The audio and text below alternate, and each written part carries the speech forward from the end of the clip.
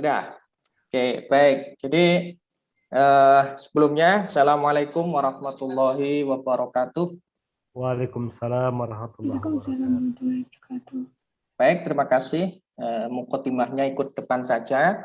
Baik, Alhamdulillah, terima kasih atas kesempatan yang sudah diberikan kepada saya. Insya Allah tambahan dari saya ini tidak begitu panjang lebar. Insya Allah nanti palingnya maksimal 15 menit sudah selesai, mudah-mudahan begitu. Karena saya sudah mengetahui ini kayaknya kondisi teman-teman, ya ini mulai dari tadi sampai hampir siang ini kayaknya di otaknya itu sudah terpenuhi dengan apa tadi stimulus-stimulus dari beliau Pak Wawan Susnawan ini. Ya, mungkin nanti ada pertanyaan disimpan dulu. Nah, jadi judul PPT saya ini adalah belajar online. Ya, efektifkah? Ya, jadi apakah belajar online ini efektif? Maka di sini kami akan membahas. Ya, jadi saya kalau Ustadz Wawan tadi perspektifnya itu menggunakan dalil-dalil, ya semuanya dikembalikan ya berdasarkan Al-Quran dan Sunnah. Kalau saya ini pakai perspektifnya ini secara umum saja, ya secara umum saja melihat kondisi dan realita yang ada. Oke, baik. Jadi yang pertama, ya memang di dalam situasi COVID-19 ini, ya ketika kita mengadakan sebuah pembelajaran online atau daring, ya ini memang kalau kita mengadakan secara tatap muka ini memang orang tua murid ya atau peserta didik ini mereka banyak yang mengaku was-was ya kalau anaknya ini memang harus kembali bersekolah sedangkan situasi ini masih dalam situasi pandemi COVID-19.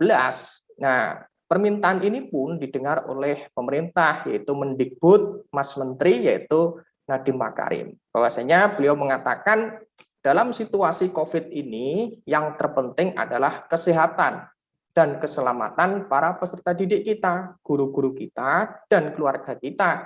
Dan prinsip dasar itulah yang kita gunakan. Ya. Sehingga Mendikbud Nadiem Makarim ini mengeluarkan kebijakan tahun baru, ya tahun ajaran baru. Ya, saya flashback ke belakang sedikit, tahun ajaran baru 2020 dan 2021 ya, ini dilakukan secara online, tapi dengan prinsip seperti itu.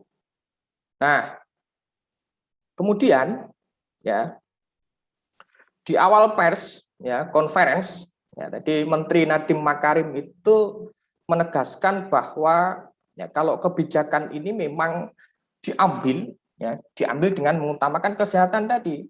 Tapi metode belajarnya aja yang berbeda-beda di tiap daerah itu. Ya, maksudnya ada yang masih harus dilakukan secara online dan ada juga yang boleh dilakukan secara tatap muka atau luring. Ya.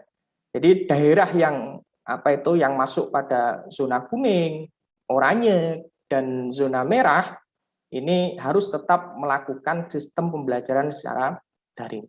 Jadi kalau dihitung presentasinya dari seluruh peserta didik yang ada di Indonesia ini, 94% peserta didik itu pada saat itu, ya awal 2020-2021, itu yang berada di zona tersebut, ya zona kuning, oranye, dan merah itu sebanyak 94% peserta didik. Ya, sedangkan yang 6% itu tinggal di zona hijau atau boleh melaksanakan PTM, ya pembelajaran tatap muka. Jadi hanya 6% saja.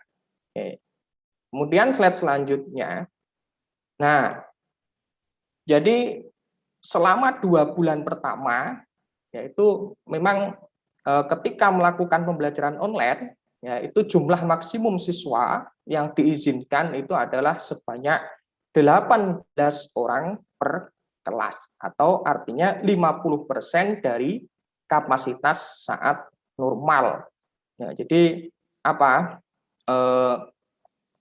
dilakukan secara shift, ya shifting, ya Jadi memang ketika mengadakan pembelajaran secara online itu juga ada beberapa syarat yang harus dilaksanakan. Ya, yang pertama yaitu adanya persetujuan dari pemerintah setempat, ya pemerintah daerah. Ya, memang kalau misalkan kita di daerahnya itu kota atau kabupaten, maka harus mendapatkan persetujuan dari wali kota atau bupati. Ya, kemudian juga harus fasilitas kebersihan, ya, kemudian juga fasilitas kesehatan, ada hand sanitizer, ya, ada tempat cuci air. Nah, kemudian yang keempat juga wajib pakai masker. Nah, kemudian ketika siswa itu tidak masuk harus wajib cek suhu tubuh. Ya, inilah syarat-syarat untuk melaksanakan PTM. Ya, bahkan kantin-kantin sekolah itu juga masih harus ditutup meskipun sekolah itu sudah dibuka, tapi kebijakan yang dilakukan ini ya ini tetap keputusan akhir ini dikembalikan kepada orang tua. Ya, karena apa? Sekolah tidak boleh memaksakan siswa untuk tetap masuk kalau orang tua mereka, orang tua para peserta didik ini tidak mengizinkan. Baik, oke. Kalau memang semuanya peraturan tadi mengatur cuma 6%, ya, cuma 6% dari seluruh siswa di Indonesia. Nah, kemudian bagaimana dengan mayoritas lain yang harus belajar jarak jauh? Nah, ini kira-kira gimana? Nah, slide selanjutnya. Oke.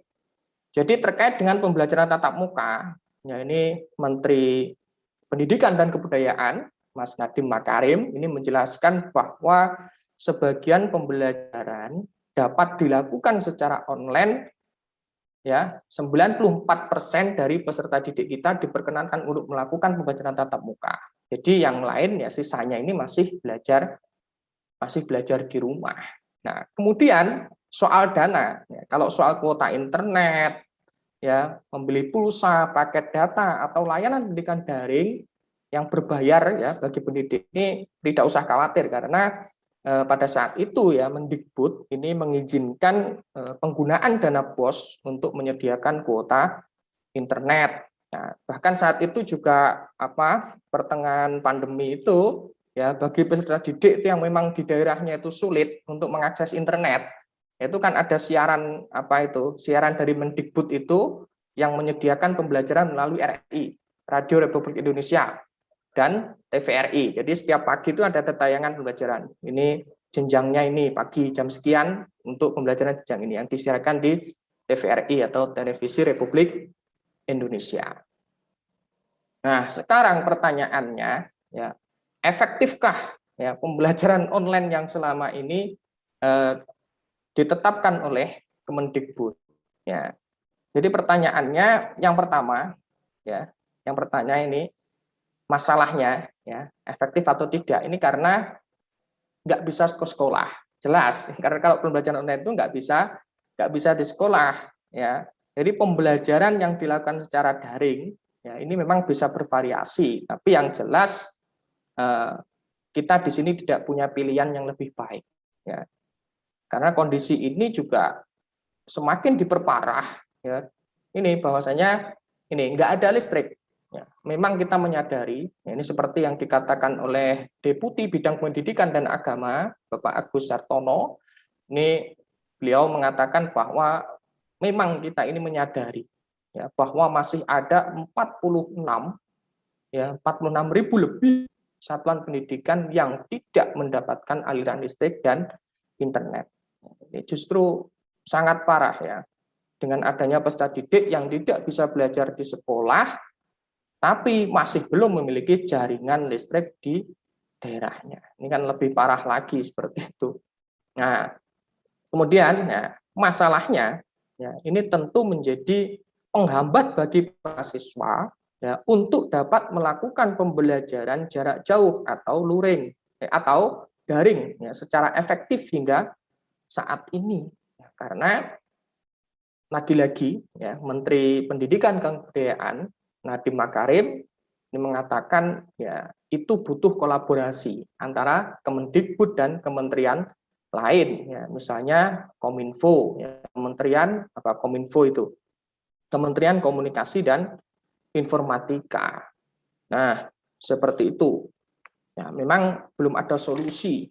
Ya, jadi kemudian masalah yang selanjutnya, ya seperti yang apa yang didapatkan oleh Bapak Setio Mulyadi atau Kak Silto, Ketua LPAI itu melaporkan bahwa yang kami terima dari LPAI banyak anak-anak yang mengalami stres dan tertekan. Ya, salah satunya karena kadang-kadang cara orang tua dalam menghadapi putra-putri mereka. Ya, ini memang itu yang muncul ya dari orang tua yang tiba-tiba ya seperti saya dan Pak Wawan ini harus menjadi guru bagi anak-anaknya, harus menjadi guru bagi anak-anak kita. Iya, ini harus ya, memang apalagi saya ini karena kalau Pak Wawan kan anaknya di pondok jadi aman. Ya, anak saya masih 4 tahun. Ini baru masuk playgroup, masuk PAUD. Ya, ini ketika ibunya ada jadwal ke sekolah, saya yang di rumah ya mendapatkan SMS, mendapatkan WA dari gurunya ada tugas ini, saya yang harus mengerjakan. Ini kan lagi-lagi apa? Orang tua yang mendadak harus menjadi guru bagi anak-anaknya. Nah, seperti itu. Nah, jadi itulah kenyataan kita. Ya, kenyataan yang kita dapatkan saat itu. Nah, kemudian yang terakhir, ya, yang terakhir dibuat kalian ya, para mahasiswa. Kalau tadi kan sekolah dasar dan menengah kalau yang saya sampaikan tadi. Nah, buat kalian para mahasiswa ya dimanapun berada, semua pembelajaran ini tetap dilakukan secara online. Ya, tetap dilakukan secara online. Karena apa alasannya? Ya, karena Mendikbud, Menteri Pendidikan dan Kebudayaan menilai bahwa universitas itu memiliki potensi yang lebih besar untuk dapat mengadopsi pembelajaran secara daring. Nah, mereka belum berani, ya, karena jumlah rombelnya itu, jumlah orangnya. Nah, ini kan kalau kampus, kalau universitas itu kan banyak sekali. Nah, tapi beda memang dengan sekolah dasar dan menengah. Ini kalau diterapkan dan ini di jenjang universitas ini ya lebih berpotensi lah karena memang usia siswanya ya kalau sudah mahasiswa itu kan sudah mandiri mereka itu ya kurang lebih bisa dikatakan efektif lah kalau pembelajaran ini dilakukan secara online. Nah, peraturan ini juga dikecualikan. Ya, kalau pembelajarannya di jenjang kampus universitas ini seluruhnya ini masih online atau daring. Nah, peraturan ini memang dikecualikan ya, buat kalian-kalian teman-teman mahasiswa yang harus sekali atau yang sangat mengharuskan untuk melakukan aktivitas prioritas. Contohnya ya ini yang tidak bisa dilakukan secara online ya. Contohnya misalnya ketika melakukan penelitian ya setelah ujian skripsi ini kan memang kadang-kadang teman-teman mahasiswa itu membutuhkan tanda tangan dari dosen pembimbing, dari dosen penguji. Ini kan harus basah tanda tangannya. Maka ini teman-teman ya yang menghendaki aktivitas yang diprioritaskan ya ini memang kalian ini diizinkan untuk tetap ke kampus. Nah, jadi itulah yang ada kondisi saat ini terkait dengan efektivitas pembelajaran daring ya, yang kita laksanakan saat ini. Ya, jadi kesimpulannya apa? Efektif atau tidak? Ya, ini kalau saya menjawab ini adalah bisa bervariasi. Ya, tadi di depan sudah dikatakan oleh Ustadz Wawan ya, bahwasanya kondisi ini memang bisa dikatakan efektif atau tidak. Ya, ini kembali ke keadaan masing-masing. Ya, kalau memang di daerahnya itu untuk pembelajaran online itu sudah memenuhi ya ini makanya bisa dikatakan efektif. Tapi kalau yang seperti tadi lebih parah lagi ya, mereka harus online di daerahnya tidak ada listrik ya, tidak jaringan internet tidak bisa masuk. Ini kan saya rasa tidak efektif. Ya, maka kalau kesimpulan saya efektif atau tidak, ini jawabannya adalah bisa bervariasi. Ya, oke, mungkin ini tambahan dari saya. ya, melihat situasi kondisi yang ada, ya. Oke, kurang lebihnya maaf, itu yang saya tambahkan. Assalamualaikum warahmatullahi wabarakatuh.